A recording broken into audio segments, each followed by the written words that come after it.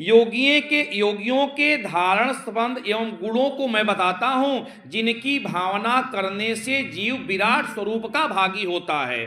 पैर के तलवे में तललोक, पैर का जो तलवा होता है उसमें तललोक तथा पैर के ऊपर वितल लोक जानना चाहिए। इस प्रकार जानू में सुतल लोक और जांघ में महातल जानना चाहिए।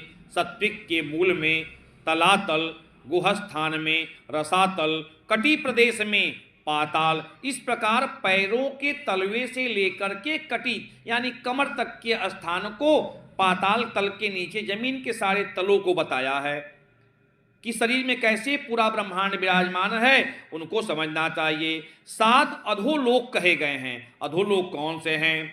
भूलोकम नभिमध्ये तो भूलोके तदुर्वके स्वलोकम हृदये विद्यात कंठदेशे महस्तथा जनलोकम वस्त्रदेशे तपलोकम ललाटके सत्यलोकम ब्रह्मरंध्रे भुवनामी चतुर्दश।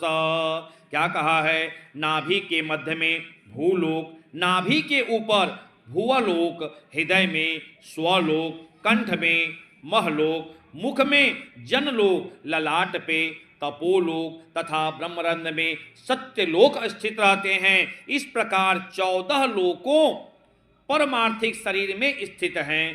त्रिकोण के मध्य में मेरु, अंधकोण में मरंद, दाहिने कोण में कैलाश, वाम कोण में हिमाचल, ऊर्ध्व रेखा में निषद, दाहिनी ओर की रेखा में गंधमार्ग तथा बाईं ओर की रेखा में रमणाचल नामक पर्वत स्थिर हैं।